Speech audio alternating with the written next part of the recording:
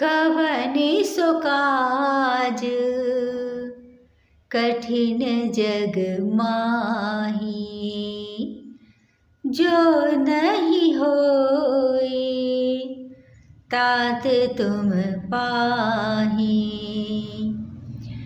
इस चौपाई के मुख्य दो अर्थ हैं। ये चौपाई इतनी शक्तिशाली है कि इस चौपाई के बल पर जो भी चाहे प्राप्त किया जा सकता है।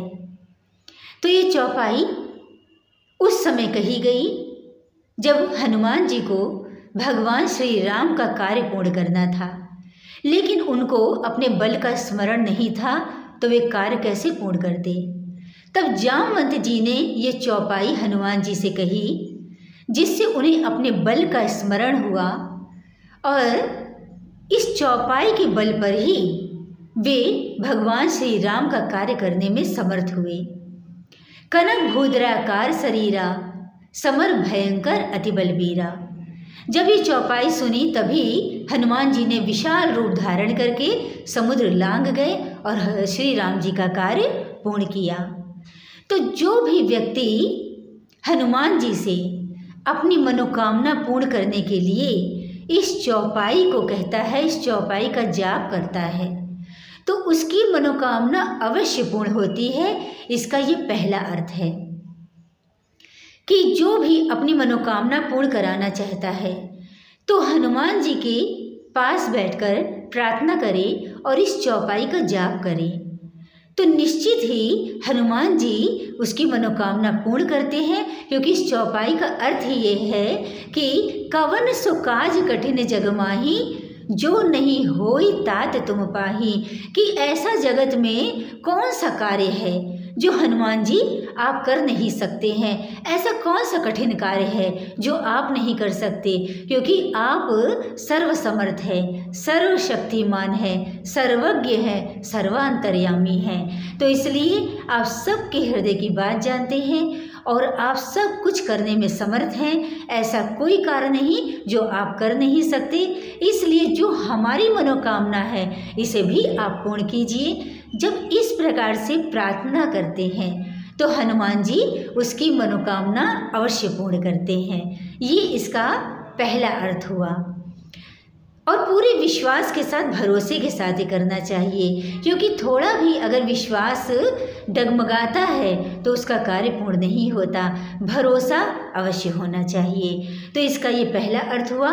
इसका दूसरा अर्थ है कि व्यक्ति जो भी मनोकामना मन में रखता है, जिस लक्ष्य की प्राप्ति चाहता है, तो भगवान कहते हैं कि जो भी व्यक्ति पहले स्वयं परिश्रम करता है, पहले स्वयं पुरुषार्थ करता है, उसका भगवान सदैव साथ देते हैं।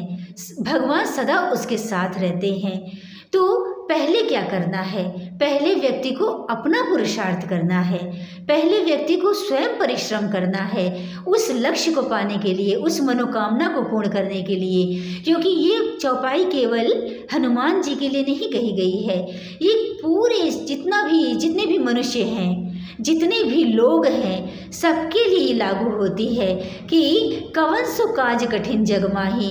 कोई भी मनुष्य ऐसा नहीं है जिसके लिए कोई कार्य कठिन हो। यदि वो करना चाहे, जो भी कार्य है वे सबके लिए सरल हो जाते हैं जब कोई व्यक्ति पुरुषार्थ करता है, कठिन परिश्रम उसके लिए करता है, उसके लिए समय देता है और शुद्ध भावना से करता है और विश्वास के साथ करता है, तो उसके लिए प्रत्येक कार्य सरल हो जाता है। समाज में ऐसे बहुत से लोग हुए हैं जो कुछ नहीं थे, अभाव में उनका जीवन व्यतीत हो रहा था, लेकिन आज इतने बड़े हो गए, ऐसे सर्वसमर्थ हो गए कि वे दूसरों की सहायता करने में समर्थ हैं। आज उनके पास इतना धन है, इतना वैभव है कि उनके जीवन में कठिनाई नहीं है, कोई समस्या नहीं है। तो ये कैसे संभव हुआ? ये उनके प्रयास से संभव हुआ, उनके कठिन परिश्रम से संभव हुआ है। तो प्रत्येक मनुष्य अपना लक्ष्य पाने में समर्थ है, तो पहले स्वयं पुरुषार्थ करना चाहिए। यदि पुरुषार्थ में सफल ना हो पाए, हम कठिन परिश्रम के बाद भी अपने लक्ष्य को ना पा सकें, तब हमें हनुमान जी के पास जाना चाहिए और हनुमान जी से ये प्रार्थना करनी चाहिए कि प्रभु, हमने बहुत परिश्रम किया, बहुत पुरुषार्थ किया, उसके बाद भी हम सफल नहीं हो सके, तब हनुमान जी से ये चौपाई कहनी चाहिए और इसका जाप करना चाहिए। तब हनुमान जी उसको उसी क्षण उसकी मनोकामना पूर्ण कर देते हैं। इस चौपाई के बल पर मनोकामना पूर्ण होने में देर नहीं लगती है, व्यक्ति की बहुत जल्दी मनोकामना पूर्ण होती है, क्योंकि हनुमान जी भी कैसे मनोकामना पूर्ण करते हैं? राम जी से बल पाकर, क्योंकि जा पर कृपा राम की होई, ता पर कृपा करे सब कोई। हनुमान जी को भी जो बल है और राम जी का बल है।